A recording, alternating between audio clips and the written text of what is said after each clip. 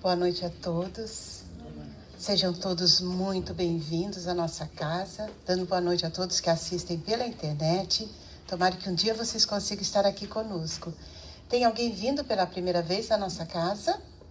Seja muito bem-vinda. Veio lá de Amsterdã visitando a gente. E os antigos retomando o caminho. Muito felizes de todos estarem aqui. Temos novos rostinhos, mas são familiares. Estamos todos unidos. Nós vamos começar a nossa noite fazendo uma leitura desse livreto Vida Feliz, que foi psicografado por Divaldo Franco pelo espírito de Joana de Ângeles. Uma pérola esse livro para a gente manter perto da mesa, perto da cama, para fazer essa leitura diária. Transforma tuas horas num rosário de bênçãos, aproveitando-as com sabedoria no trabalho edificante. Formarás um patrimônio de felicidade, o qual não podes imaginar. Desperdiçando-as, não conseguirá recuperá-las. A hora que passa não retorna, qual a água que corre sob a ponte. A eternidade é feita de segundos, e o tempo medido pelas horas, e a concessão de Deus para te proporcionar bem-estar. Trabalha sem desânimo, e acumula as tuas horas de ação benéfica. Palavras muito simples que nos acordam, né? Para buscar a responsabilidade de usar a nossa hora, os nossos minutos na ação benéfica do bem. E nós seremos com certeza os maiores beneficiados de estarmos focados nas ações do bem, contribuindo com o bem-estar à nossa volta, aproveitando todas as oportunidades que se apresentam. Então, o convite para a gente fazer esse trabalho com muito carinho, com muito capricho, aproveitando todas as oportunidades que se apresentam, tendo em vista que é um acúmulo de horas, né, na ação benéfica, que nós seremos os maiores beneficiados, porque tendo foco na ação do bem, a gente atrai a presença dos bons espíritos que nos ajudam, nos incentivam a ficar no caminho do bem, certo?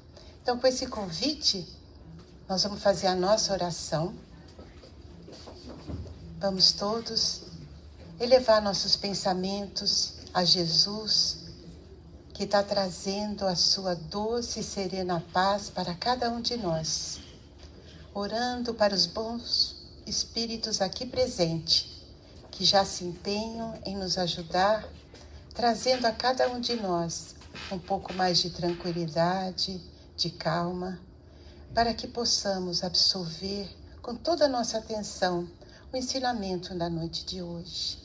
Então pedimos aos bons espíritos que nos protejam e nos amparem nessa hora, que possamos apertar pausa pelas preocupações, dificuldades que passam por agora para os nossos pensamentos, para que a gente possa abrir o nosso coração para receber esse entendimento que com certeza fortalecerá a nossa alma, para o aprendizado das ações do bem, para que possamos aproveitar no nosso dia a dia todos os minutos para a construção do nosso bem-estar e do nosso progresso. Em particular, pedimos ao Espírito Mentor da nossa companheira Susana, que se aproxime dela, que a inspire, para que ela possa transmitir de seus estudos com a clareza e com a amorosidade de sempre, para benefício de todos, encarnados e desencarnados aqui presentes. Então, em nome de Deus, nosso Pai, Jesus, nosso irmão tão querido, que vamos dar por iniciados os trabalhos da noite de hoje. Então, nossa querida Susana, seja bem-vinda. Aí você põe aqui a sua.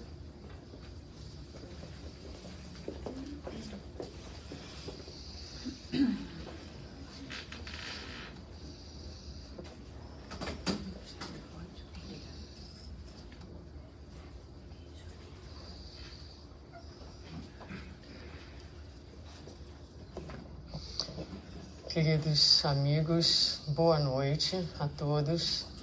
Que a doce e serena paz de Jesus esteja conosco na noite de hoje. Nós vamos apresentar a vocês um pequeno estudo sobre esse tema, Auto e Desamor, que é o terceiro capítulo deste livro, Encontro com a Paz e a Saúde, de Joana de Ângeles, A nossa palestra anterior foi sobre o primeiro capítulo, quando nós falamos da evolução do pensamento. Pulamos o capítulo 2, que são as crises, porque ninguém está em crise. E fomos para o terceiro capítulo, autodesamor. Depois eu vou voltar, não vou pular a crise, não. E eu me lembro, eu queria abrir com essa afirmativa de um espírito que se apresentou na nossa reunião mediúnica, onde ele dizia que rastejava pelo chão sem forças e merecimento para se levantar. Foi um atendimento que me chamou muita atenção e que me marcou muito a condição daquele irmão, digamos assim, no chão, né? E o fator que o levava àquela condição que nós vamos conversar na noite de hoje. Esses são os subitens do livro: autocondenação, autopiedade, autoconsciência. E nós vamos começar então trazendo aqui esse círculo, né, esse ciclo que Joana apresenta, onde ela diz que todos nós trazemos em nós que o desamor, ele nasce, né, dessas heranças atávicas, dessas heranças que trazemos das nossas vidas pretéritas. Então, acertos, desacertos, questões não resolvidas que estão dentro de nós. E elas vão se expressar na nossa vida na forma de inseguranças, de medos, instabilidade, de conflitos, e nos levam na dificuldade de nós lidarmos com essas heranças e com essas expressões emocionais. Muitas vezes nós fugimos para comportamentos que nos ajudam a nos defender, digamos assim, de nós mesmos e esconder os conflitos que trazemos dentro de nós. E todo esse quadro apresentado leva o ser a um sentimento de diminuição, de desvalia, que culmina, diz Joana, no desamor. E o desamor em si, ele vai gerar circunstâncias e ele é em si um ato, digamos assim, que acaba nos machucando, né? Porque quando a gente não se ama, a gente não se cuida, a gente não se dá a atenção e o valor necessário, e isso gera esse ciclo onde muitas vezes nós nos encontramos. Parece bastante filosófico e espero que no final a gente consiga fazer isso mais palpável e concreto para vocês. Mas ela introduz o texto com essa ideia. E ela diz que enquanto nós estamos nesse ciclo, onde essas heranças pesam na nossa economia, se manifestam na forma de conflitos, levam a essas fugas e a esse estado de desamor, é como isso se torna uma barreira entre um obstáculo nessa relação do ego, que é a nossa personalidade atual, com o self, que é o nosso ser espiritual, e cria esse estado de conflito, esse estado de desarmonia íntima, cria uma barreira para e cria prejuízos para as nossas aspirações superiores. Então nós queremos crescer, nós queremos caminhar na direção da luz, nós queremos conquistar a harmonia, mas estamos presos nesse ciclo de conflitos, de fugas e de desamor que acaba nos prendendo na retaguarda, que acaba diminuindo, roubando assim as nossas possibilidades de evoluirmos de uma forma talvez um pouco mais segura e, por que não, seria ótimo, um pouquinho mais rápida. E Joana vai dizer então que no cerne de tudo isso, na essência lá dentro de tudo isso, está a culpa. E aqui eu queria fazer uma diferenciação entre consciência de culpa e culpa que leva ao colapso da consciência. Colapso da consciência é um termo usado por André Luiz em uma de suas obras. A consciência de culpa, ela é um fenômeno psicológico natural. É bom que a gente tenha culpa, porque a pessoa que mata, por exemplo, e não sente culpa, é um psicopata, é uma pessoa que está desconectada de si mesmo, que está desconectada. Então, quando nós fazemos alguma coisa que não está de acordo com a lei de Deus, a nossa consciência com a lei de amor apita, não é? E indica pra gente que algo não está certo, é a consciência de culpa. Mas existe uma diferença entre essa tomada de consciência e aquele momento em que há o colapso da consciência sob o peso das culpas. Então, ela vai dizer assim pra gente que os tormentos das culpas não equacionadas insultam a consciência, dando lugar a graves choques entre tendências opostas de condutas que roubam a alegria e tornam o indivíduo servo de manifestações enfermiças. Os tormentos das culpas não equacionadas. Então, para além da consciência de culpa, as culpas que nós carregamos e que nós não damos conta de processar, de transcender, de transformar, de tomar aquela situação de erro e transformá-la em uma situação de ganho, de acerto e de crescimento. Então, fica claro para a gente a necessidade de trabalhar de forma saudável nessas culpas, para que elas não pesem em nós. E quando nós pensamos então na culpa, nós temos duas trajetórias psíquicas que nós podemos percorrer. A primeira delas é a culpa seguida do remorso. Quando nós sentimos culpa e depois somos tomados de remorso, a experiência do remorso é uma experiência que se ancora no orgulho. Então, quando eu digo assim, nossa mãe, ela se ancora no orgulho e ela se ancora no narcisismo. Então, vamos entender. Então, se eu digo assim, nossa mãe, eu fiz isso inacreditável. Eu não sei onde é que eu estava com a cabeça. Mas essa pessoa que fez isso não sou eu. Mas eu não me reconheço nessa situação.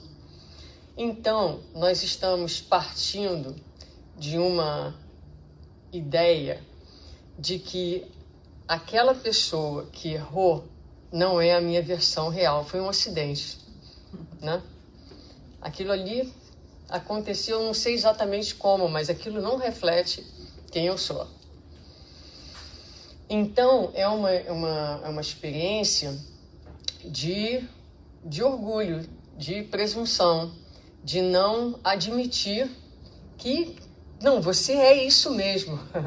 Você é essa pessoa capaz de erros, capaz de machucar outras pessoas, capaz de pisar na bola, né? Estes somos nós. E quando a pessoa está nessa posição, o que acontece? Qual é a posição dela? Ela fica remoendo, né, essa ideia de que imagina o que aconteceu, imagina que eu fiz isso, como se ela estivesse tentando convencer a ela mesma de que aquela versão, aquela pessoa não a representa. Então ela fica nessa história, ela fica repetindo, né? Eu tenho uma história até bem engraçadinha para contar, porque Quem tem filho, por exemplo, vive muito isso, né? E alguns de vocês conhecem a minha companheira, que é psicóloga, e todo mundo olha e acha, né, os psicólogos são tão bem resolvidos, né? E eu pedi licença para ela para contar a história, porque eu não conto história sem pedir licença não, gente. E aí, até porque ela já entende alguma coisa de português, né?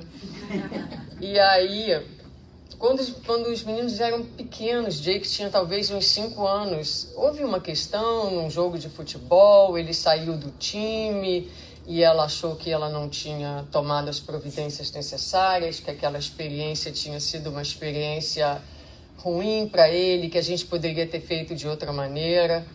Veja bem, estamos falando de uma criança de 5 anos num time de futebol. Outro dia eu estou arrumando o jardim, não sei o que, a gente está conversando e volta a experiência. Aí eu virei para ele e falei assim, nós vamos estar um dia, nós duas, num quarto de asilo, eu numa cama e você na outra, e você vai estar ainda falando dessa história de futebol, que o menino tinha que ter ficado, tinha que... remoendo, olha o que a gente não... Como é que a gente não... Porque eu... Então é o quê? É a nossa... pretensão de que nós seremos pais perfeitos, de que nós teremos sempre as respostas corretas para os nossos filhos. Só que não é assim. Então é melhor você dizer, puxa vida, talvez aquela decisão naquele momento não tenha sido a melhor, foi a melhor que eu fiz, mas essa sou eu mesma, uma mãe imperfeita que não consigo perceber todos os aspectos, mas agora eu posso tomar dessa lição e fazer melhor daí para frente. Mas esse é o nível em que a gente muitas vezes se prende no remoer através de uma postura de orgulho que a gente não necessariamente reconhece. Orgulho no sentido de não admitir, né, que nós somos sim seres falíveis, seres humanos, que vamos fazer acertos e erros. Muito bem. Então, aqui há um outro ciclo de ações, né? Dentro dessa teoria, já que a gente erra, a gente se culpa. A culpa, ela traz um desconforto, né? Quando a gente tem consciência de que a gente cometeu um erro, não é uma sensação agradável. Então, esse é um sofrimento natural que vem daquela consciência. Mas depois a gente pode entrar no remorso. E quando a gente entra no remorso, o que acontece? A gente entra num estado meio de paralisia, porque a gente fica nesse remoer.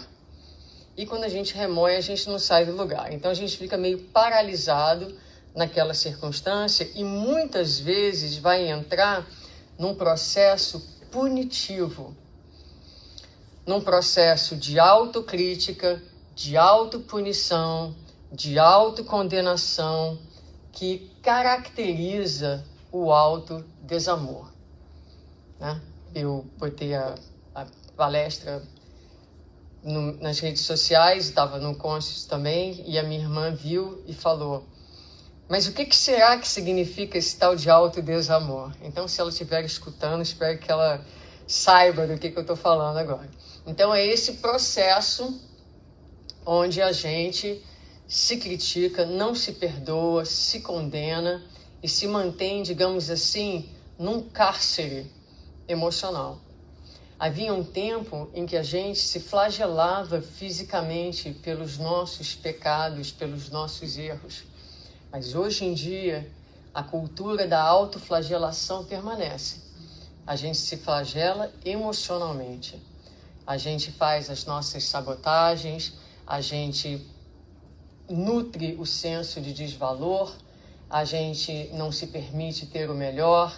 Enfim, há várias maneiras em que a gente faz o processo do flagelamento, do encarceramento, e sem necessariamente nos flagelarmos fisicamente, digamos assim, apesar de que tudo acaba transbordando para o corpo e virando doença física.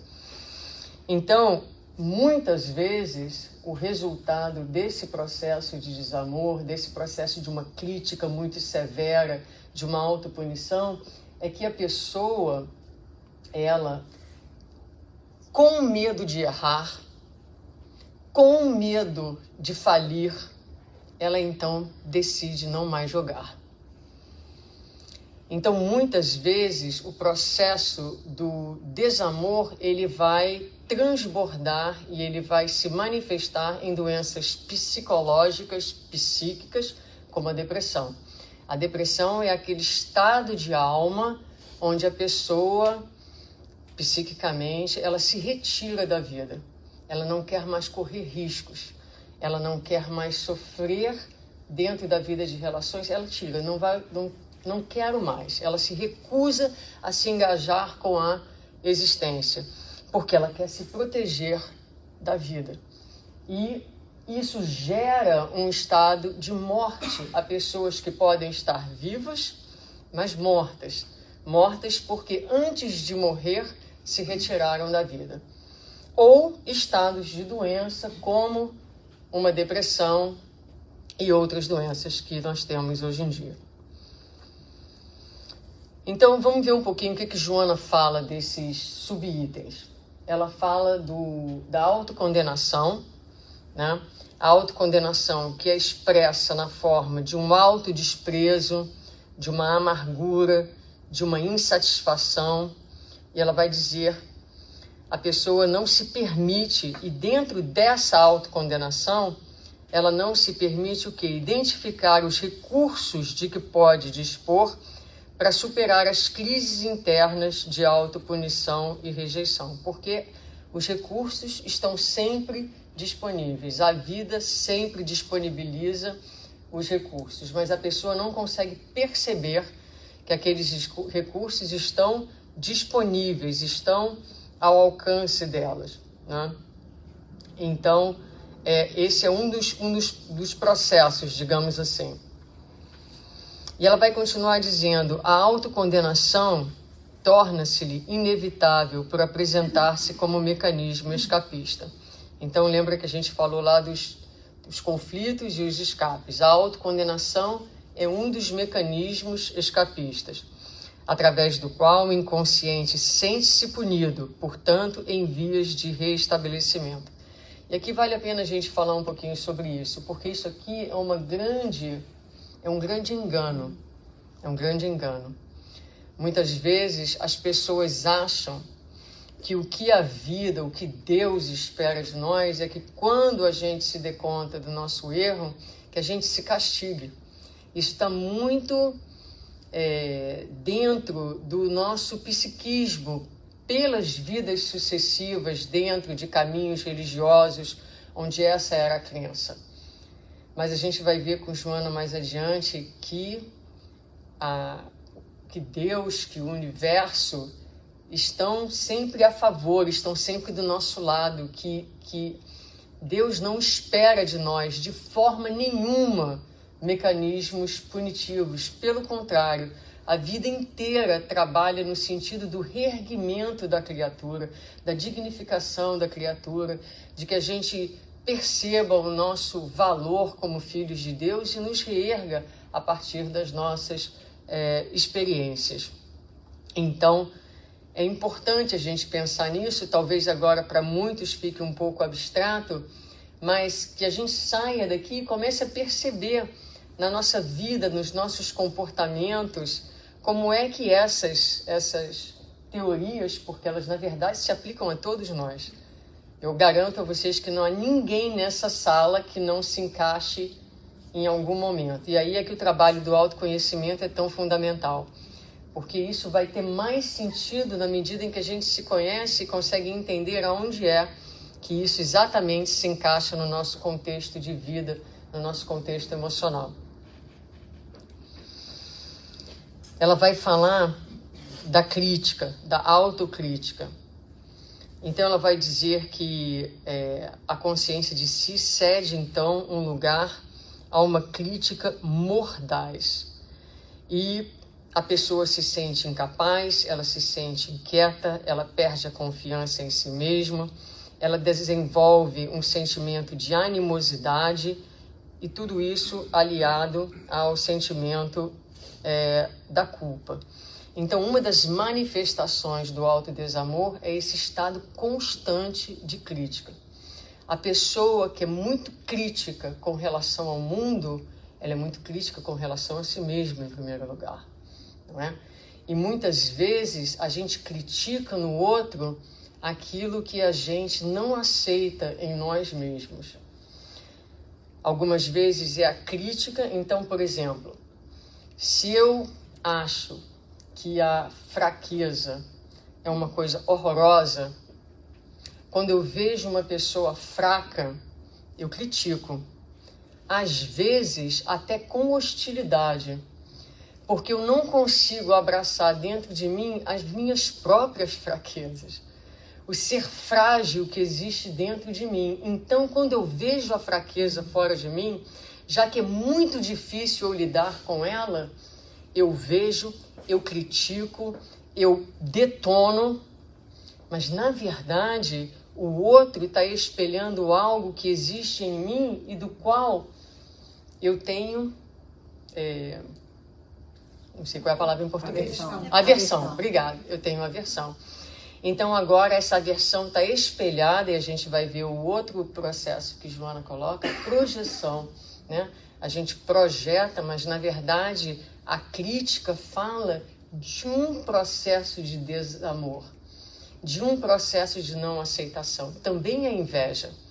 Quando o outro espelha algo que eu ainda não conquistei, mas que eu gostaria, às vezes a pessoa é muito mais amorosa e eu tenho inveja daquela amorosidade porque eu ainda não consigo sentir aquela amorosidade, aí eu falo, que coisa mais brega, piegas, horrorosa. Mas na verdade, por trás dessa crítica, quanto mais, existe uma inveja, porque na verdade eu gostaria de ser aquela pessoa amorosa. Mas ao invés de conseguir olhar e dizer, puxa, eu não consigo ser assim ainda, mas eu tenho dentro de mim os recursos para ser assim. Então deixa eu falar com ele, perguntar para ele, perguntar para ela, o que você tem para dividir comigo? O que será que eu posso fazer para conseguir também ser essa pessoa amorosa, não é? Então são algumas dicas que a gente vai dando para que a gente olhe, comece a prestar atenção no que a gente está falando, como a gente está falando, por que a gente está falando, para ver de onde está vindo aquilo que a gente está falando. Porque muitas e muitas vezes são manifestações desse desamor, né? É o outro que a gente critica, mas que na verdade vive dentro de nós, é parte de nós. Eu falo da fraqueza, por exemplo, porque é um exemplo do qual eu me identifico, não é? Então, eu sempre me pensei, cresci, vivo dentro de um paradigma de muita fortaleza, e eu percebo no meu processo terapêutico, no meu processo de autoanálise, quantas vezes eu tenho dificuldade de lidar com pessoas nessas condições, dentro do meu trabalho, né, dentro da minha área de atuação social, mas aquilo vai me dando, né, indicações das questões que eu preciso parar e olhar. Abraçar essa pessoa mais frágil que também existe, certamente, dentro de mim. Então, nós falamos um pouquinho da projeção, né? A projeção é o quê? Uma transferência de responsabilidade. Então, muitas vezes, a pessoa que está na projeção, ela está tomada de culpa, ela não consegue lidar ao colapso da consciência, né? O colapso da consciência é quando você não tem só a consciência de culpa, mas ela cai, né? Digamos assim, ela se fratura de tal forma e levando, então, a transferência de responsabilidade é quando você culpabiliza o outro pelo estado de coisas em que você está vivendo, sem ser capaz de perceber qual é a sua contribuição, né, para aquele estado de coisas, porque nós sempre temos uma contribuição a fazer.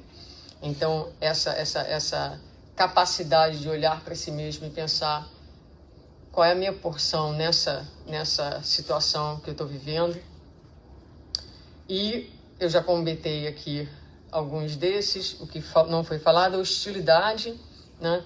A ira, a mágoa. Então, são sempre, muitas vezes, a hostilidade ela é um movimento de defesa. A gente ataca também se protegendo da nossa própria vulnerabilidade. Muito bem.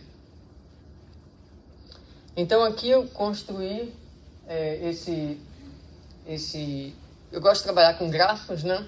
Então, a gente vê esse padrão psíquico, que começa lá com a culpa e com o ressentimento. Pode criar, então, comportamentos como a crítica, como a inveja, como a hostilidade. E, internamente, a pessoa vive esse estado de condenação, de punição, de desvalor, de projeção, e que acabam culminando num sentimento muito, muito forte e prevalente, que é o sentimento da vergonha, como se a gente tivesse vergonha da gente mesmo, né? Então, uma vergonha, um desgosto, um desgosto mesmo de si mesmo, e como resultado disso, a pessoa então se isola. A pessoa quer ficar mais sozinha.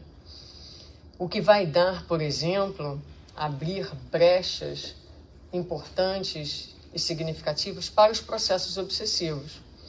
Quando a pessoa se isola dentro desse quadro de desvalia e de desamor, ela cria um ambiente favorável para que outras mentes, também em processos parecidos, e Joana fala sobre isso no capítulo, ela entre em sintonia e, digamos assim, potencializem aquele estado de coisas. Um outro ponto que Joana traz é o da autopiedade. E dentro da autopiedade, ela vai dizer que é uma acomodação emocional às circunstâncias aflitivas. Uma bengala psicológica que necessitam aqueles que se recusam ao esforço da evolução. Olha que forte essa fala de Joana. Então, evoluir, crescer, requer alguns requisitos, digamos assim. O primeiro deles é a gente fazer as pazes com o humano. O segundo é assumir que nós somos mesmo espíritos que estamos encarnados em um mundo de provas e expiações, como está lá escrito no Evangelho segundo o Espiritismo. O que isso significa? Nós somos espíritos onde o mal prevalece. Por mais difícil que seja a gente sentar com isso, ainda é verdade. Suzana, não concordo não. Já ouvi várias vezes as pessoas falarem isso. Não concordo não. Não? Então olhe um pouquinho para o seu viver, né? O nível de, por exemplo, centramento em que a gente vive. A gente pensa a vida, a gente pensa as nossas relações sempre a partir de nós, sempre a partir daquilo que a gente quer, da nossa maneira, do nosso desejo, muitas vezes em desconsideração, desrespeito e, quando não, prejuízo ao próximo. Muitas vezes nós somos vingativos nas nossas relações. Às vezes a vingança é aberta e concreta, às vezes ela é disfarçada, às vezes ela é feita no silêncio, às vezes ela é feita por pensamentos, mas tudo isso ainda caracteriza a predominância do mal sobre o bem. Então, para que a gente cresça, é preciso que a gente entenda que nós somos seres humanos. E fazer as pazes com o humano, a maneira que eu gosto de pensar nisso é sempre pensar que o humano é divino. Porque o humano foi criado por Deus e tudo que é criado por Deus é divino. Então, ser humano é parte da divindade, é parte do processo, é parte do desejo de Deus, do querer de Deus, por assim dizer, né?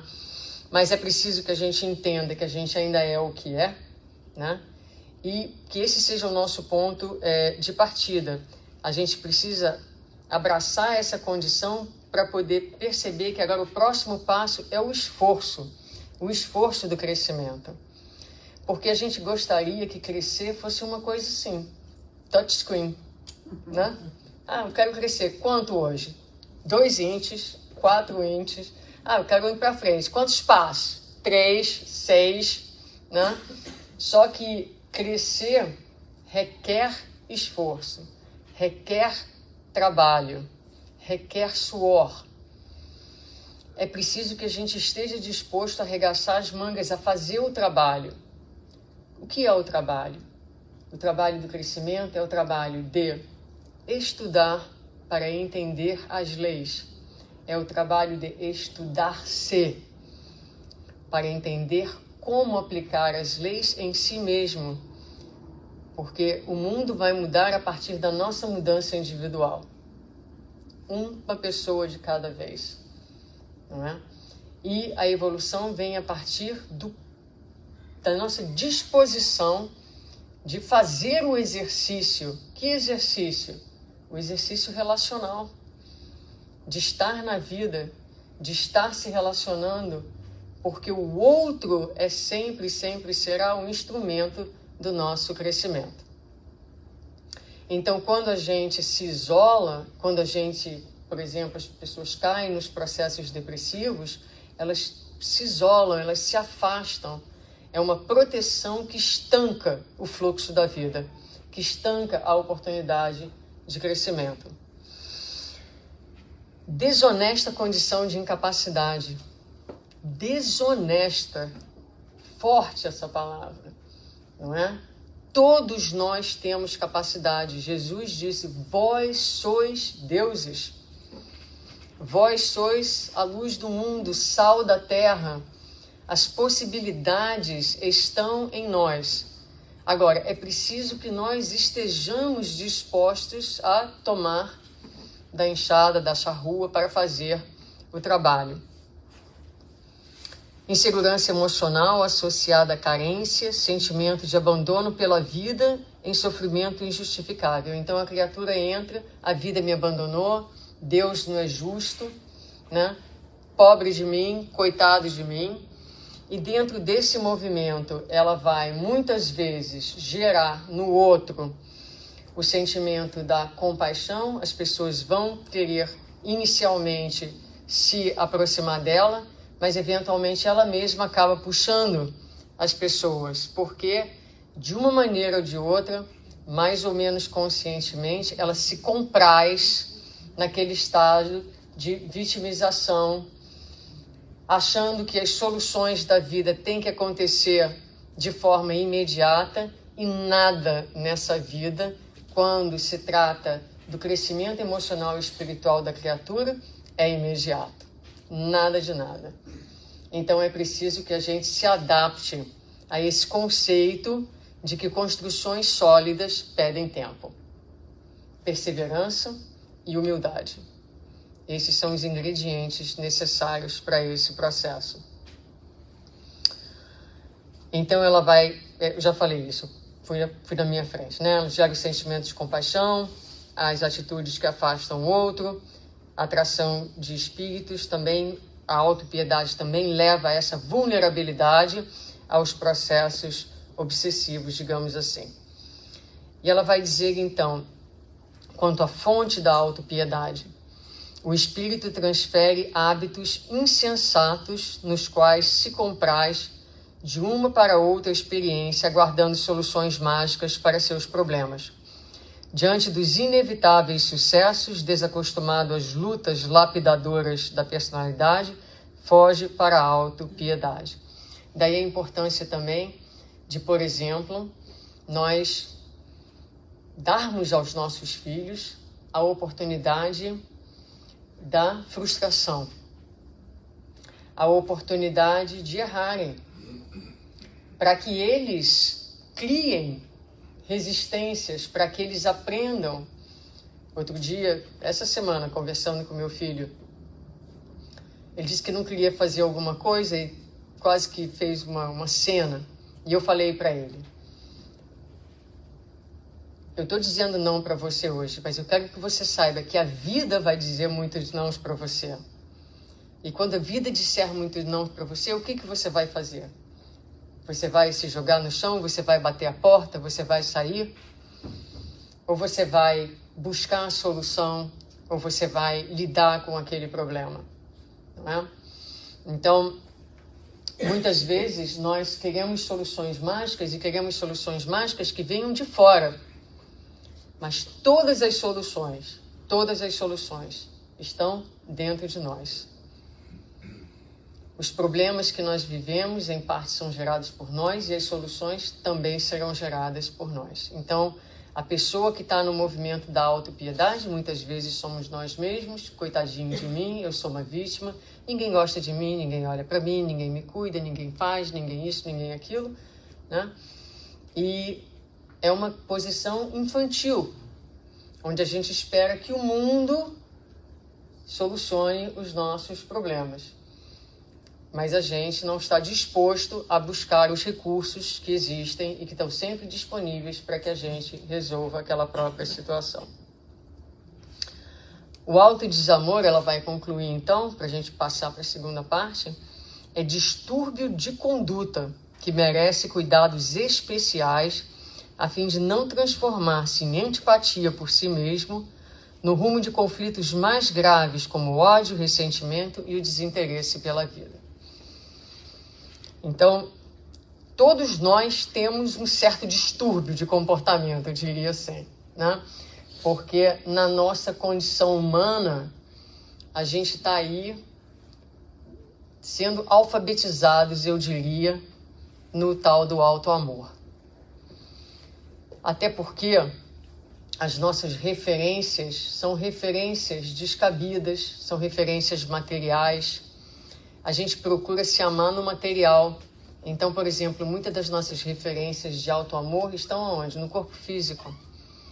Então, o corpo está velho, o corpo está isso, o corpo está gordo, o corpo está magro. Mas, na verdade, todo esse olhar, toda essa projeção, ela fala de um desamor por outras questões que não tem nada a ver com o corpo. São as nossas inadequações internas. É o nosso desgostar interno que a gente acaba projetando no corpo físico e nas coisas da vida material. Então, é distúrbio de conduta. Então, a importância dessa reflexão é que a gente saia daqui disposto a se cuidar um pouco mais, a ter esse auto-amor, a fazer esse trabalho, né, de autocuidado e de olhar para dentro. O caminho do amadurecimento psicológico está em Kardec, lá no Código Penal da Vida Futura, onde ele vai, então, dizer para a gente que, a partir do erro, a via da saúde é a via do arrependimento, da expiação e da reparação. Então, essa via, ela não faz um ciclo da onde a gente não consegue sair, a gente fica preso. Ela é uma reta, ela nos impulsiona para frente. Então, a gente erra, sim, a gente tem a consciência da culpa, sim, a gente tem o desconforto. É importante que a gente se desgoste daquela anomalia que a gente criou, como diz Paulo em O Livro dos Espíritos, mas a chave ali, a seta, o que vai modificar o ciclo é que, ao invés do remorso, nós vamos nos arrepender, né? E o arrependimento, ele significa consciência crítica e responsabilização pelo que foi feito. Essa consciência crítica com responsabilização é que vai gerar, então, movimento para frente e saúde espiritual. Então, para a gente ter na nossa vida aqui um estado relativo de saúde espiritual, não é que a gente tenha que fazer tudo certo o tempo todo. Não é a questão de acertar sempre. É a questão de como nós vamos gerenciar os nossos erros. Aí é que é a chave da questão. Não é que a gente não possa errar, mas é como a gente gerencia os nossos erros que vai determinar maneiras mais saudáveis ou mais doentias de viver, digamos assim.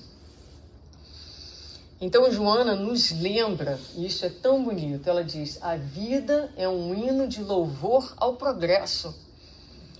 O que Deus espera de nós, o que a vida espera de nós, não é que a gente se pregue em uma cruz, mas é que a gente vá para frente, que a gente mesmo se pegue de onde caiu, se levante e se empurre para frente. Os valores da vida de Joana são de natureza positiva, jamais se expressando por métodos perturbadores e afligentes. Perturbados somos nós. Deus não tem nada de perturbado e de afligente. Deus é por amor e misericórdia. Deus quer a nossa redenção. Deus quer que a gente se levante e vá para frente. Então, todo e qualquer movimento oposto a isso é um movimento de desamor. É um movimento negativo, ao invés de ser um movimento positivo, que é o que a vida quer e espera de nós. E aí nós chegamos assim, então, ao alto amor. O alto amor vai ser aquela via psíquica, então, como a gente falou, que a culpa, ela depois dela vem o arrependimento ele é ancorado agora onde? Na humildade, como nós falamos. Então essa é a via da saúde. Então quando eu tenho essa humildade, né, eu me reconheço pequenino, eu me reconheço capaz de ser falível, capaz mesmo de fazer, se eu fosse usar as palavras do Marlon, essas coisas horrorosas, né? Como ele fala, a gente é capaz de todas essas coisas mesmo. Mas aí a gente se ancora nessa humildade e toma dessa humildade que é humus para fertilizar o nosso viver e para brotar e para florescer. Então você transforma aquilo que aparentemente fede, não é? E trabalha a terra da tua própria alma e cria, a partir do erro, da responsabilização, um ambiente fértil, a terra trabalhada com os recursos nutritivos para uma nova versão, para um novo ser. E daí sim a transformação, daí sim a nova maneira, o novo homem vai surgindo, digamos assim, devagarinho. Transformar os remorsos em arrependimento, diz ela, é caminho de paz e de saúde mental. Saúde mental. Porque essa culpa não resolvida, essa consciência que colapsa, esse processo de desamor, ele pesa, ele bloqueia o fluxo da vida em nós. Então o corpo se ressente, é como se nós carregássemos um peso emocional que vem desse processo de desamor dentro do nosso coração, dentro da nossa alma. Sabe, tem dias que a gente se sente assim muito pesado internamente, mas às vezes a gente se distrai, mas esse peso ele não se desfaz, a não ser que a gente trabalhe os processos do auto-amor e o processo do auto-perdão, que é tão fundamental.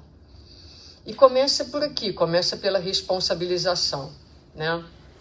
Então, no momento em que a gente quebra a lei, qual é o próximo passo? A gente assume que quebrou a lei e pergunta, eu fiz isso, e agora? Então, vou dar um exemplo para vocês que vai ilustrar bastante essa situação. Eu trabalho como professora adjunta na Nova. Então eu vou lá esporadicamente, algumas vezes por ano, para dar aula.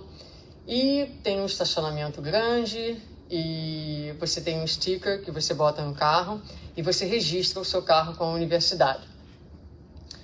E aí eu já não tinha mais sticker, mas eu fui lá um dia e uma professora me deu o sticker, né, o adesivo para colocar no carro.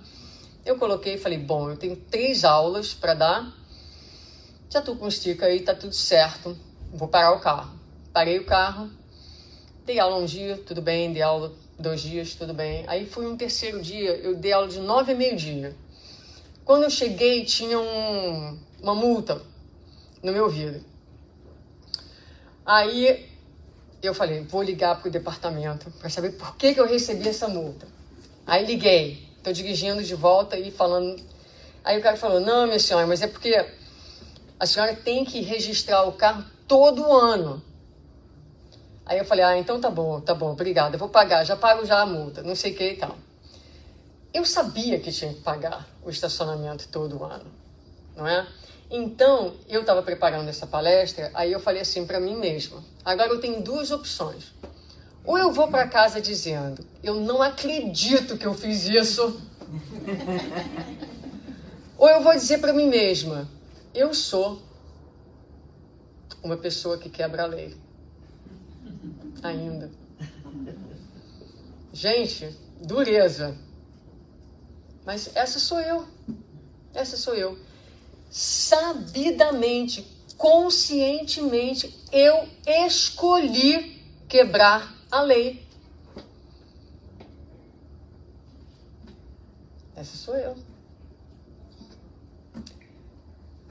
Eu preciso conviver com isso. Eu preciso conviver com isso.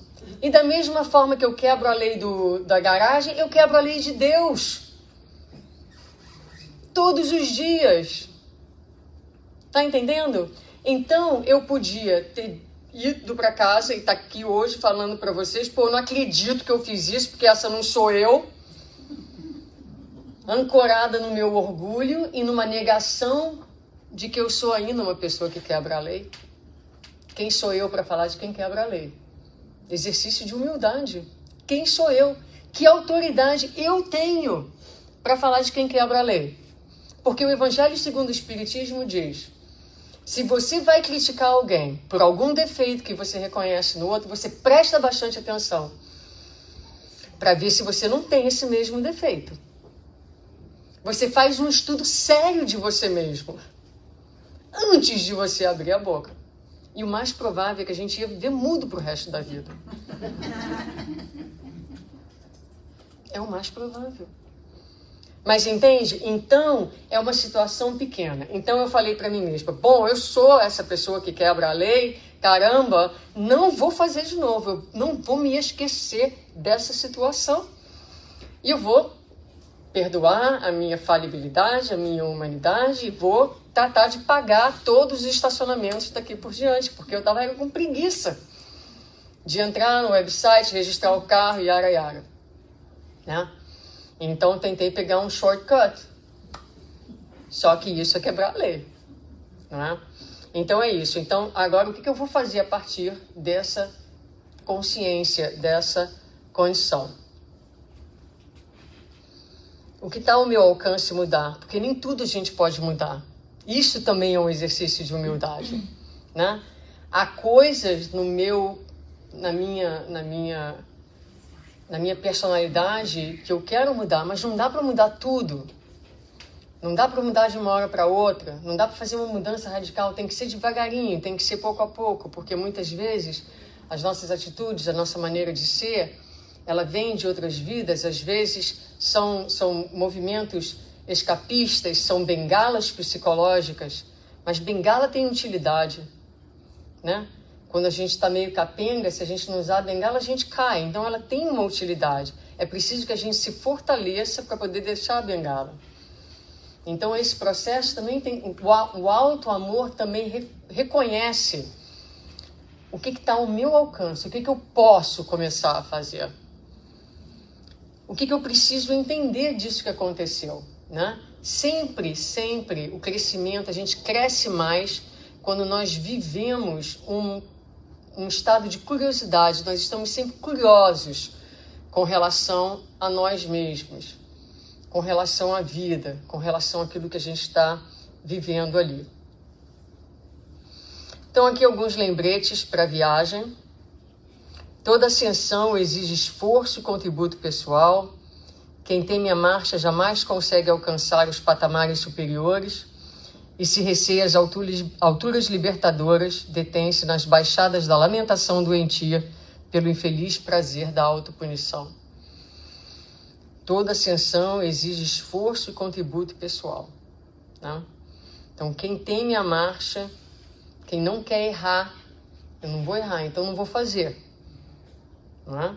Só que a pedagogia divina é que a gente erre e acerte. É uma pedagogia de erro e de acerto. Não querer errar, querer ser perfeito em tudo, não é possível e é doente. E quem tem, né, receio desse processo de elevação que exige humildade, como diz a doutora Brené Brown, é aquela quando você se expõe, você entra na arena, né, o entrar na arena, o entrar na vida, a pessoa tem que estar disposta a fazer isso, ela fica então nas baixadas de lamentação doentia. Ah, eu queria tanto, mas não posso, né? Ah, eu não tenho forças. Ah, eu não sou bom. Ah, eu isso. E a gente fica transformando mil desculpas para justificar a nossa inércia, digamos assim, num processo de desamor e de autopunição. A depuração da alma se faz na utilização de mecanismos amorosos e reeducativos de valores. Os conflitos devem ser trabalhados com lucidez e decisão para que a oportunidade se transforme em bênção libertadora. E, finalmente, a lei que vige no universo é de amor e porque procede da divindade, não havendo lugar para as terapias de violência, agressividade e desprestígio dos inabordáveis tesouros emocionais que jazem adormecidos no âmago de todos os seres. Então, a lei é de amor. Não há espaço para terapias de violência. Então, é o que eu posso fazer, o que está ao meu alcance, não é? E aí, eu vou terminar contando para vocês o seguinte. Eu recomecei o meu processo de terapia há coisa de 3 meses, 2 vezes na semana. Hoje de manhã eu tive uma sessão. E aí eu estava conversando com o meu terapeuta. E sessão de terapia é engraçada, né? Porque assim, tem 45 minutos. Aí você vai 38 minutos, blá, blá, blá, blá, blá, blá, blá, blá, blá. Quando chega no minuto 39, você toca no nervo, aí só faltam 5 minutos. Aí você fala, meu Deus, e agora? Né? E foi bem assim que a coisa aconteceu. Então eu fui falando, parecia que não ia chegar a lugar nenhum, não sei o que, blá, blá, blá. E aí, de repente, eu falei assim, mas eu acho que eu faço o que eu faço, que eu vivo da maneira que eu vivo, porque eu sinto uma grande culpa. Aí eu falei assim para ele, e eu vou fazer uma palestra hoje à noite sobre a culpa. E aí eu falei assim, mas veja bem que na minha palestra eu vou falar o seguinte, que quando você comete um erro, você sente culpa, você pode ter remorso, você pode ter arrependimento, mas você fez alguma coisa errada. O problema comigo, agora que eu estou falando dessa culpa, é que eu não consigo encontrar nada errado. Ela parece estar nas entranhas do meu ser. Parece que a minha identidade está profundamente atrelada a uma culpa, que eu não sei exatamente do que. E parece que eu estou sempre correndo, tentando justificar, tentando fazer melhor, tentando... Aí ele ouviu e falou assim, mas na sua palestra você fala sobre o perdão? Um bom terapeuta, custa caro. Eu falei, falo, e vou terminar falando sobre isso, não é? E vou voltar ao primeiro slide, quando Joana fala das heranças atávicas, porque eu não sei se ele acredita em reencarnação, mas a gente nasce muitas vezes com umas culpas entranhadas dentro da gente que a gente nem sabe de onde vem. Mas nem tudo a gente precisa saber exatamente de onde vem. Então a gente vai pensando, né? Eu passei o dia hoje pensando. Estou até um pouco emocionalmente mexida, porque são coisas que mexem com a gente. Como eu posso fazer no meu dia a dia um exercício de auto-perdão? Né? De auto-perdão, de dizer o que quer que seja que foi feito no tempo, na história, nessa vida, na outra vida. Passou. É preciso que agora eu me perdoe, que eu me libere desse sentimento, para que eu recupere a minha paz, para que eu possa fazer as coisas movida por um sentimento de amorosidade, não um sentimento de culpa. movida pelo desejo, pelo prazer de fazer e não pela obrigação, pela punição que eu me imponho no dia a dia muitas vezes, em processos autopunitivos. Mas isso não é tão fácil da gente reconhecer e não é tão fácil da gente tocar.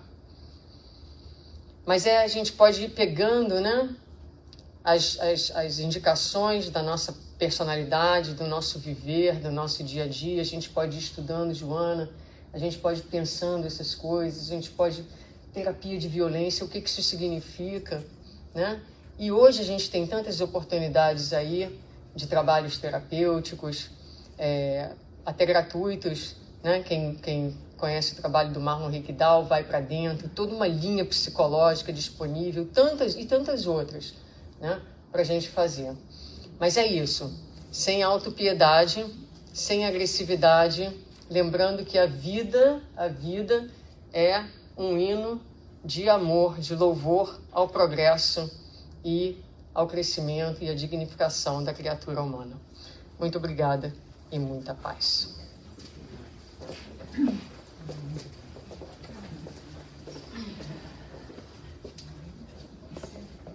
Tá todo mundo respirando profundamente agora?